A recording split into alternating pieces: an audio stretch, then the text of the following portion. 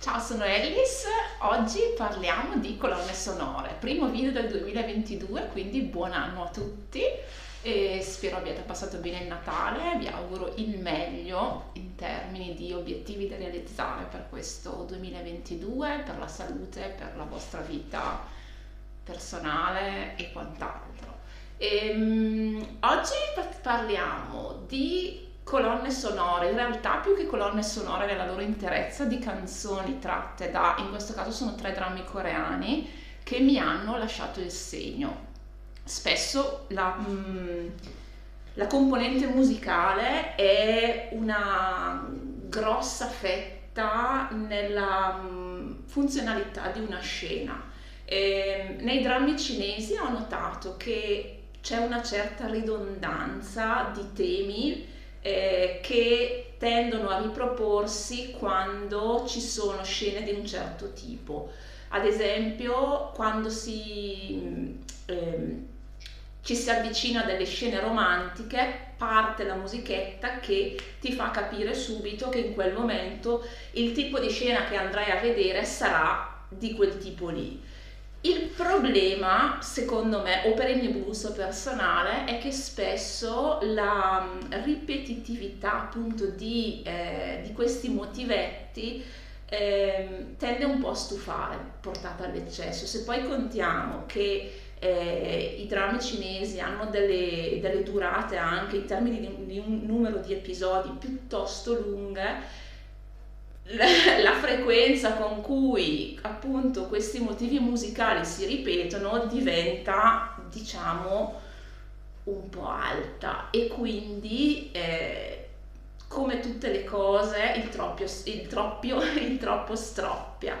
Invece, per quanto riguarda i drammi coreani, ho notato una composizione di colonna sonora un pochino più simile probabilmente all'occidentale, quindi con canzoni, con temi musicali più variegati che ovviamente come nei drammi cinesi tendono a sottolineare certi tipi di azione, ad esempio l'avvicinamento romantico, il momento diciamo di tensione, il momento diciamo di passaggio, quello in cui magari tipo c'è il tempo che scorre in maniera svelta e sotto c'è un tipo di accompagnamento musicale appunto che sottolinea questo tipo di progressione.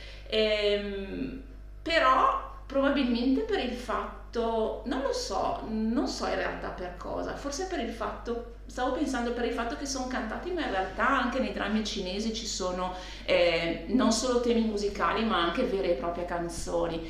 Non lo so, penso che siano proprio strutturati in maniera diversa. Casualità vuole che le mie tre preferite siano prese da tre drammi coreani. Al terzo posto c'è un dramma che devo ancora, che recensirò, la cui recensione uscirà a breve, che si chiama A Private Life. La canzone si chiama Maybe, poi ve le linko tutte e tre qua sotto perché secondo me sono belle, sono tutte molto romantiche, sono tutti e tre drammi romantici, però ecco, sono canzoni che mi sono trovata a riascoltare volentieri anche dopo un certo lasso di tempo dalla visione del dramma, quindi mi hanno proprio lasciato un segno. Maybe di A Private Life. Al secondo posto metto Yuhuhu, che è presa dalla colonna sonora di Dalian The Corky Prince, di cui ho già pubblicato la recensione, un dramma che mi ha lasciato molto soddisfatta, mi è piaciuto molto. Questa canzone è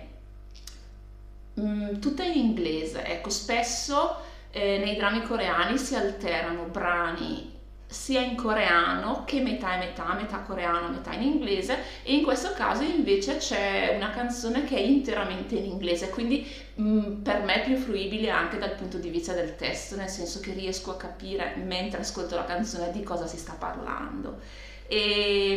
Sono in tutti e tre i casi sono canzoni piuttosto lente come ritmica, molto romantiche, ma che mi trasmettono proprio l'essenza del rapporto della coppia che sto vedendo sullo schermo. E questo, in questo brano in particolare, all'inizio, proprio le prime battute musicali, non musicali, le prime battute quando la cantante inizia a cantare, mi stendono sempre, mi piace tantissimo. E al primo posto, indovinate chi ci sarà, c'è ovviamente Mr. Queen. Allora, il brano si chiama Here I Am. Ve lo avevo già linkato quando ho fatto la recensione di Mr. Queen, perché mi ricordo che fin dal primo ascolto mi aveva lasciato a bocca aperta, perché l'ho trovato centratissimo nel momento in cui, con gli episodi che avvengono sullo schermo, nel primo momento in cui si ascolta la canzone. Nella fattispecie questa canzone è legata alla personalità della regina. Vi faccio un breve riassunto della storia. C'è questo chef nel mondo moderno che si trova catapultato a seguito di una caduta nel corpo di una regina di metà 1800 della Corea del Sud. Questa regina ha tentato il suicidio perché si trova costretta in un ruolo in cui non ha spazio di manovra. Il re a cui è sposata non la ama, anzi la detesta. Lei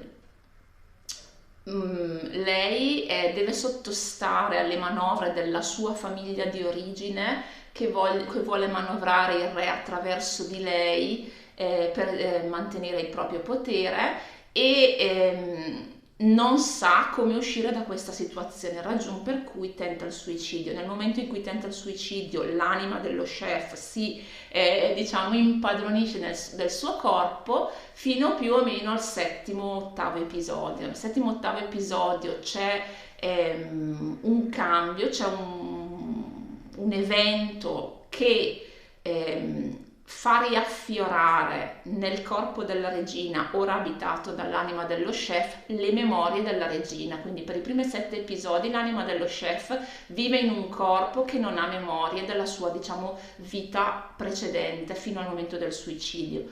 Dal settimo episodio in poi le due anime, quelle della regina e quelle dello chef, in un certo senso coabitano, perché lo chef ha accesso a tutti i ricordi della regina e quindi, diciamo, riesce un attimino a mettere insieme i tasselli che hanno portato la regina alla scelta di tentare il suicidio.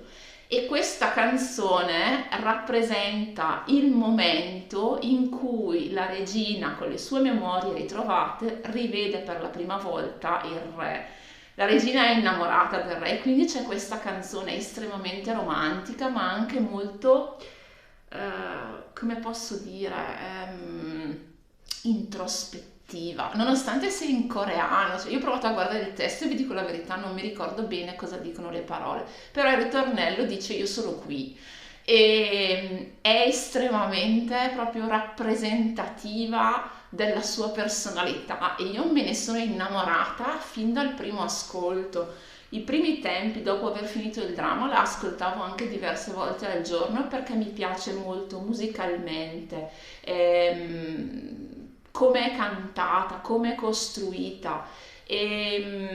La collego proprio ad un momento cruciale degli eventi della serie. Quindi ottima scelta perché una musica ben piazzata all'interno della serie secondo me esalta le emozioni che arrivano allo spettatore e in questo caso e anche nei 2 precedenti direi che l'obiettivo è stato raggiunto proprio pienamente. Video breve, all'inizio dell'anno siamo ancora tutti un pochino rilassati, quindi per oggi vi lascio qui. Vi rinnovo i miei auguri per questo buon 2022, noi ci vediamo alla prossima e buona giornata. Ciao!